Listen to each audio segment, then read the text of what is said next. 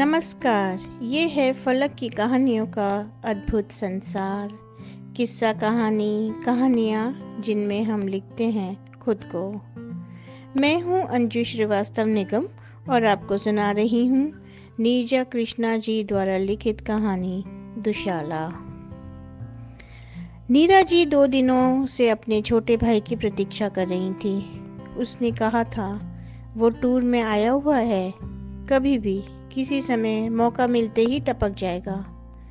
बहन का ममत्व से भरपूर दिल मानता ही कहाँ था। हर आहट और हर घंटी पर लगता था वो आ गया और वो दौड़ पड़ती थी। आज सुबह सुबह कॉल बेल बजी, इस विश्वास के साथ कि छुटकू महाराज जी होंगे। उसको ऐसे सरप्राइज देने में बहुत ही मज़ा आता था। वो गेट की तरफ दौड़ी, पर वहाँ पहुँचकर बेतरह चिढ़ गई। सामने उनके जाने दुश्मन वो इत्र वाले बाबा खड़े थे। वो उनको देखकर चिढ़ जाती थी।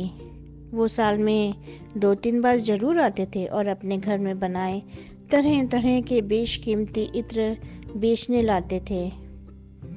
उनके इत्र बहुत बढ़िया और थोड़े महंगे होते थे। अलमारी में ढेर सारे पहले के भी पड़े थे, पर हर बार रवीश जी कुछ ना कुछ उनसे ले ही लेते थे। फिर दोनों में खूब बहस होती थी। इतने सारे पहले से पड़े हैं, आप खरीदते ही जाते हो, इस्तेमाल में भी उतने नहीं आते और दाम भी बहुत होता है। उनका हमेशा दो टूक जवाब होता था। इत्र हमारे देश की संस्कृति का अंग है। हमारे बच्चों ने फैशन में परफ्यूम खरीदने शुरू कर दिए हैं, हम भी तो लगाते हैं। वो बेचारे इतनी दूर राजस्थान से बड़ी उम्मीदें लेकर आते हैं। वो चुप रह जाती, पर मन में सोचती, अपना माल बेचने आते हैं, कौन सा हमसे रिश्तेदारी निभाने आते हैं। उस दिन भी भाई के लिए अनेकानेक व्यंजन बने थे। वो उनके लिए भी प्लेट सजाकर ले गई। वो इतनी स्वादिष्ट चीज़ों को देखकर बहुत प्रसन्न हुए, खूब आशीर्वाद दिए और बोले, बहू रानी जी अखंड सौभाग्यवती रहो। आज तो बहुत बढ़िया नाश्ता कराया, बस चाय और पिला दो, कल वापसी है, जाकर जीवन की अंतिम जिम्मेदारी और निभा देनी है। अब शायद इतनी दूर ना आ सकूं। ये सुनकर उनका दिल भर आया।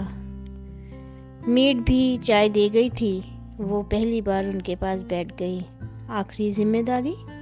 वो धीरे धीरे चाय पीते हुए बताने लगे, गृहस्थी की जिम्मेदारी पूरी हो चुकी है।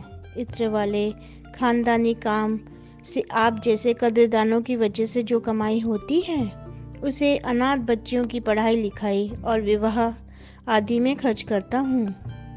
एक बच्ची का अगले माह विवाह है। उनका चेहरा अलौकिक आभा से दीप्त हो गया था। पर अब आप क्यों नहीं आएंगे? वो उसी प्रेम से बोले, ये बच्ची मेरी अंतिम जिम्मेदारी है। अब मेरा स्वास्थ्य भी साथ नहीं दे रहा। वो इतनी अभिभूत हो गई, आंखों से श्रद्धा टपकने लगी थी।